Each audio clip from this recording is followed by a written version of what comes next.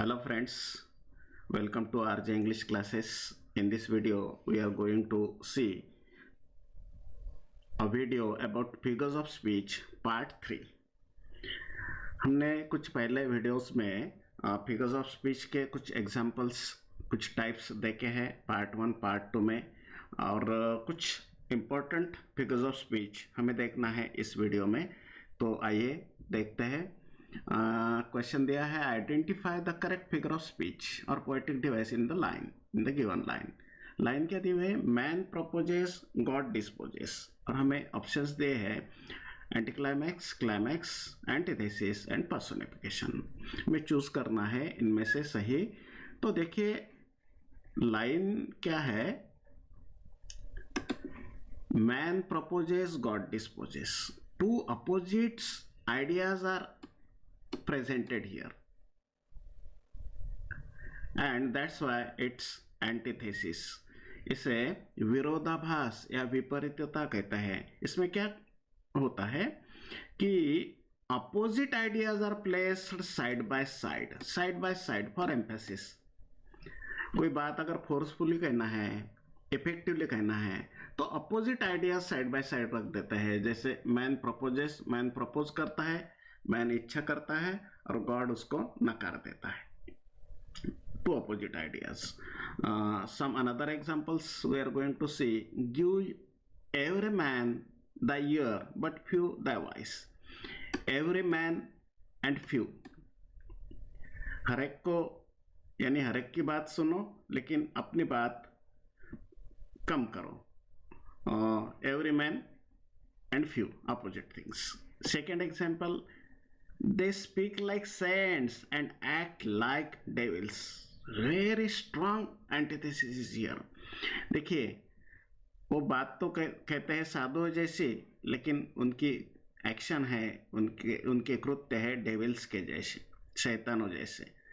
Cents and devils opposite, proper opposite, strong opposite ideas are represented here.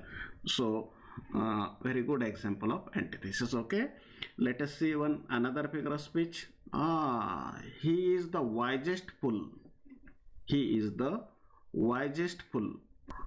देखिए यहाँ पर wisest fool किस तरह का सेंटेंस है? wisest भी लिखा है और full भी लिखा है, और इससे इस तरह की अगर स्ट्रक्चर रहा तो उसे कहते हैं ऑक्सीमोरन। ऑक्सीमोरन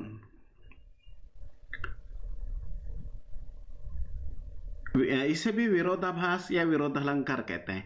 एंटीथेसिस में हमने देखा है, उससे भी विरोधाभास कहते हैं, लेकिन थोड़ा डिफरेंस है।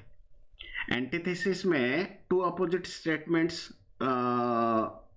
Are put side by side, but here देखिए two contradictory qualities are predicated at once of the same thing and appear in conjunction. हाँ, ये चीजें ध्यान में रखनी जैसी।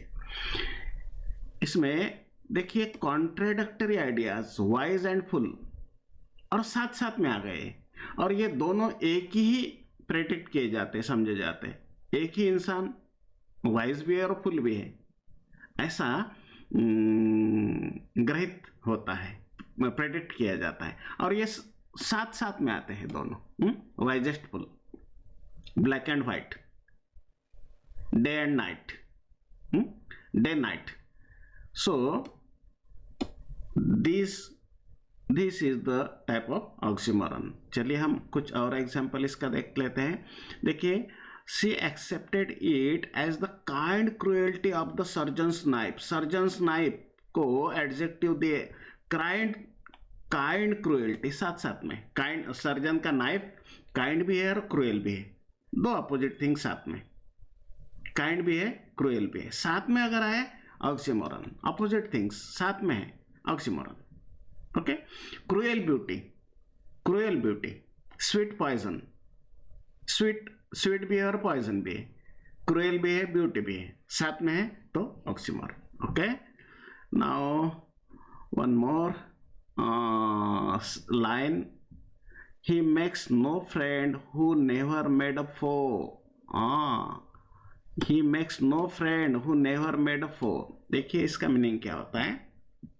वो इंसान कभी किसी को दोस्त नहीं बना सकता जो कभी दुश्मन नहीं बनाता। देखिए यहाँ भी अपोजिशन ही है, कॉन्ट्राडिक्शन ही है, और लेकिन डिफरेंट फिगर ऑफ स्पीच है।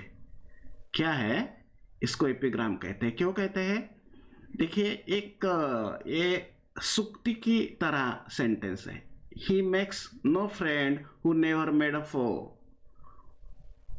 वो कभी दोस्त नहीं बना सकता जिसका कोई दुश्मन ना हो। देखिए कैसी बात कही है। सुक्ति, सुक्ति यानी सुउक्ति, सुभाषित, a contradictory witty statement. Statement contradictory भी है और विटी भी है, वॉइसफुल भी है। और अगर इस तरह कोई एक स्टेटमेंट की तरह, सुभाषित की तरह, सूक्ति की तरह सेंटेंस कॉन्ट्राडिक्टरी वे में कहा है तो उसे एपिग्राम कहते हैं। इसका और एग्जांपल देख लेते हैं। देखिए, fools rush in where angels fear to tread. मूर्ख वहां भी रश कर जाते हैं, वहां भी दौड़ जाते हैं जहां फरिश्ते भी घबराते हैं पहुंचने को। देखिए फूल्स, फरिश्ते, लेकिन ये एक सुभाषित की तरह बना हुआ है। नेक्स्ट सेंटेंस देखिए, the child is the father of man. The child, father, opposite है, और अपने आप में एक स्टेटमेंट भी बन गया। Child is the father of man, child is the father of man. इस तरह के अगर स्टेटमेंट रहे कुछ सेइंग्स की तरह, सुभाषित की तरह, सूक्ति की तरह, तो उसे एपिग्राम, एक विरोधाभासी कथन हो जाता है। ठीक है, और नेक्स्ट देखते हैं। और very good, late him be rich and weary. Late him be rich and weary, यहां भी देखो कॉन्ट्राडिक्शन दिख रहा है। Rich, late him be rich and weary. Rich धनवान, और वियरी मीन्स रेस्टलेस। यानी रिच भी है और रेस्टलेस भी है। हम तो सोचते हैं कि रिच लोग तो हमेशा हैप्पी मूड में रहते हैं, रिलैक्स्ड लाइफ जीते हैं, लेकिन रिच भी वेरी हो सकता है, रेस्टलेस हो सकता है, अनहैप्पी हो सकता है। तो इस तरह अगर बात रखे तो उसे पैराडॉक्स कहते हैं। पैराडॉक्स, इसे भी हिंदी में विरोधाभासी कहते हैं, लेकिन थोड़ा डिफरेंस है। क्या डिफरेंस है? ये self contradictory statement, when a self contradictory, अपने आप में ही विरोधाभास। एक ही आदमी रिच और very may be true, but true हो सकता है, कॉन्ट्राडिक्टरी है बट ट्रू हो सकता है। इस सिचुएशन में ये paradox. Okay, let him be rich and weary का फेमस पोएम की ये लाइन है पुली की, let him be rich and weary. Very good example of paradox. इसमें self contradictory but may be true, may be true. Let us see one more example. This is the beginning of the end. Beginning of the end, beginning of the end, beginning और end, लेकिन सही भी हो सकता है। And का beginning, हम कहते हैं कि the end is the beginning. कोई बात का एंड होता है तो वहां से नई बात शुरू भी होती है। It's a paradox. देखिए हमने फिगर्स ऑफ स्पीच देखिए अलग अलग। तो देखिए पहले तो देखिए हमने एंटीथेसिस। एंटीथेसिस, इसमें टू स्टेटमेंट्स, कॉन्ट्राडिक्टरी स्टेटमेंट्स, तो एंटीथेसिस। नेक्स्ट देखिए ऑक्सीमोरन। ऑक्सीमोरन में वाइजेस्टफुल साथ साथ में अगर आते हैं अपोजिट क्वालिटीज और एक ही प्रेडिक्ट किया जाता है, तो आप देख लीजिए थोड़ा रिवाइज करके वीडियो, तो आप में आपको थोड़ा थोड़ा अंतर इन फिगर्स ऑफ स्पीच में समझ में आएगा। ठीक है, चलिए हम नेक्स्ट फिगर ऑफ स्पीच देखते हैं। इसी तरह की फिगर ऑफ स्पीच में एक टाइप है जो कॉन्ट्रडिक्शन दिखाता है, उसमें एंटीथेसिस है, ऑक्सीमोरन है, एपिग्राम है, पैराडॉक्स है और एक और है आयरनी। और आयरनी में देखिए कैसा, water water everywhere but not a single drop to drink. पानी तो सब तरफ है लेकिन पीने के लिए एक बूंद नहीं है। जो बाढ़ की स्थिति रहती है, बाढ़ की स्थिति में चारों तरफ पानी होता है लेकिन पीने लायक नहीं होता। कैसी सिचुएशन है, इसे कहते हैं आयरनी। आयरनी मीन्स विडंबना। विडंबना, पानी तो है बट पीने लायक नहीं है। Water water everywhere but not a single drop to drink. Irony. When the real meaning is exactly opposite of what is literally conveyed। जो लाइन में लिटररी लिखा है उससे अपोजिट मीनिंग जब आता उससे आयरनी। देखिए एक बड़ा खूबसूरत एग्जांपल आयरनी का यहाँ पर दिया हुआ है। The cobbler's children have no shoes. Cobbler means shoe maker. Shoe maker के बच्चों को शूज नहीं होते। शू मेकर सबको शूज बना कर देता है लेकिन उसके खुद के बच्चों को शूज नहीं होते, है ना, विडंबना। That is ironical situation. That is one very good type of figure of speech. Okay, let us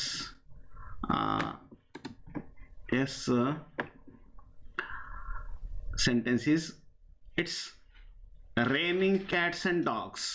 it's raining cats and dogs। हम कहते हैं मूसलाधार बारिश हो रही है, हिंदी में कहते हैं मूसलाधार बारिश। it's raining cats and dogs। मूसलाधार, मुसल के जैसी धार सही में होती है क्या? ऐसी नहीं होती। हम कहने में कहते हैं रेनिंग कैट्स एंड डॉग्स। बड़े बड़े चींटे आ रहे हैं कैट्स और डॉग्स के जैसे। होते क्या ऐसे? नहीं होते, लेकिन कहते हैं। और ऐसे कहने में उसे कहते हैं hyperbole. Hyperbole it's an over statement, अतिशयोक्ति अलंकार, बड़ा चढ़ाकर बात कहते हैं, हाइपरबोली। देखिए एग्जाम्पल, आई डाइड ऑफ एम्बरेसमेंट। मैं मर गया, एम्बरास शर्म से, शर्म के मारे मर गया, बात भी कर रहा है। तो ऐसे कहने की तरह होती है, बड़ा चढ़ा कर कहते हैं जब उसे hyper hyper hyper over hyperbole. Okay, next, what is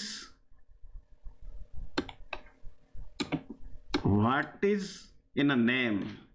नाम में क्या रखा है? नाम में क्या रखा है?